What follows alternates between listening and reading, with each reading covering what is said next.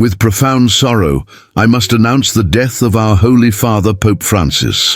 While some received the news with tears, others were gripped by terror, for his death fulfills an ancient prophecy concealed for centuries within the Vatican's secret archives, the prophecy of Saint Malachy. 9 centuries ago, the Irish monk Malachy walked the cobblestone streets of Rome when he was seized by a vision, not a dream or hallucination, but a glimpse into the future of the Catholic Church. In a deep trance, Malachy witnessed the impossible, a long procession of popes, one after another, spanning the centuries until the end of time. He recorded these revelations in 112 Latin phrases, each symbolizing and warning about a future pontiff, culminating in the final one, number 112, Peter the Roman. After him, there would be no more popes, only judgment.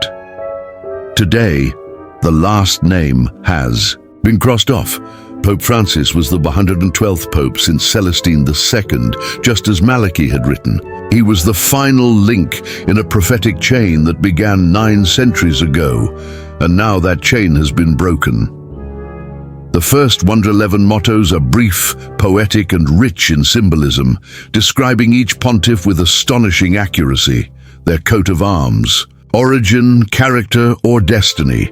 But when it came to the last, the tone changed. No longer a simple phrase, number 112 is lengthy and terrifying, a dire warning.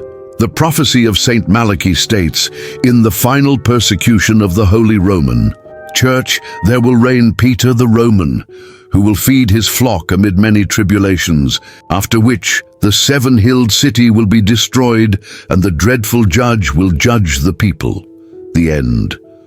This prophecy provides 3 clues about the last pope. He would be the 112th, named Peter, and of Roman origin, reigning during times of great tribulation. Francis is undeniably the 112th pope since Celestine II, as marked by Saint Malachy. For centuries it was thought that the last pope would be a man named Peter, born in Rome, a name easily identifiable. But the prophecy, like all ancient revelations, spoke in symbols, and now, looking back, everything fits with unsettling clarity. Francis was born in a modest home in the Flores neighborhood of Buenos Aires, but his blood is not Argentine, it is Italian.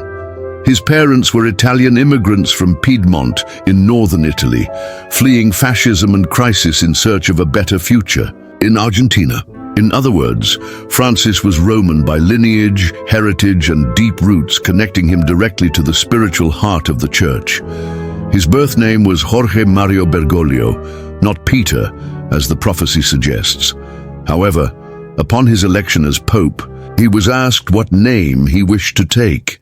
Without hesitation, he looked at the cardinal and replied, "Francis."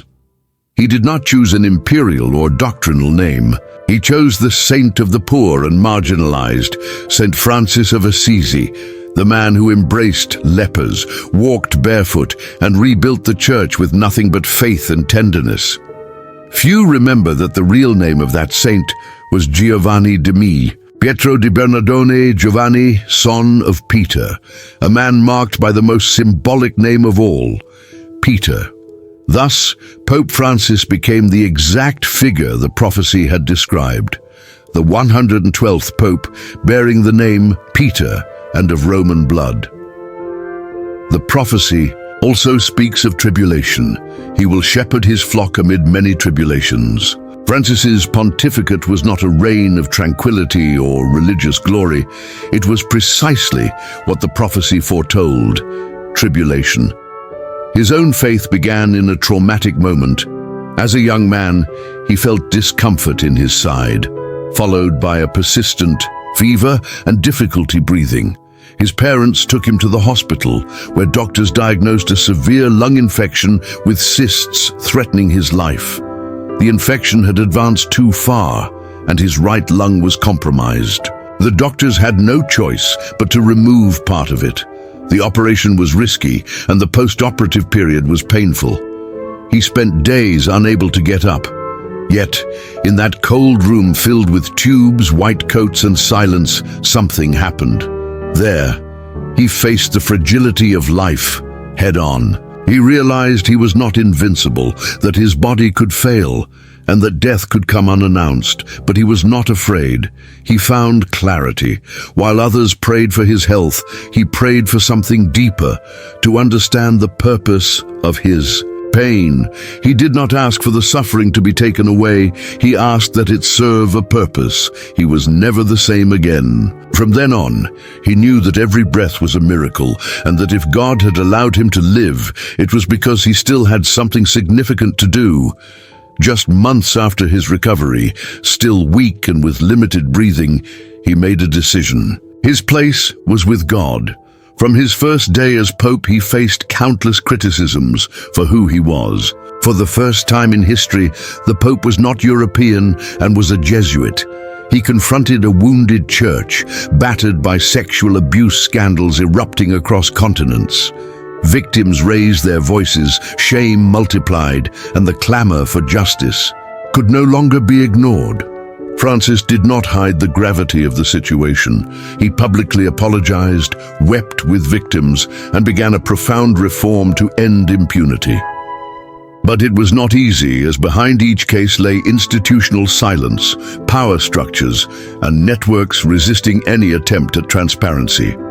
To that wound, another was added: internal polarization. Deep divisions among cardinals, tensions between progressives and conservatives, and growing distrust toward the Vatican's power structures became evident. During a press conference on his return flight from his first apostolic trip to Brazil, he said, "If a gay person seeks the Lord and has goodwill, who am I to judge?" The Church's most conservative sectors began to see him as a threat, accusing him of relativism, ambiguity, and progressivism. Some cardinals wrote public letters demanding clarifications. Others accused him without evidence of heresy, comparing him to Paul VI, John XXIII, and even Luther. But he did not respond or defend himself. He continued with a serene face, slow steps, and a conviction stronger than criticism, because he knew he had not come to please but to serve, and that every true reform must first endure pain. Despite everything, Francis never deviated from his vision. For him, the Church's future lay not in retreat, but in openness. He insisted repeatedly on a word that unsettled many: synodality, a church that walks together, discerns together, listens to the Spirit, not only in high offices, but among the people, women and laity who had never been heard. He defended a more horizontal, less clerical church where everyone had a voice, a church that included the discarded, migrants, women, divorcees, and those excluded for centuries, not as a strategy, but as a conversion. Some accused him of being too lenient, others too rigid. Social media amplified every gesture and word. But the challenges were not only internal. His pontificate coincided with one of the most chaotic periods in modern history.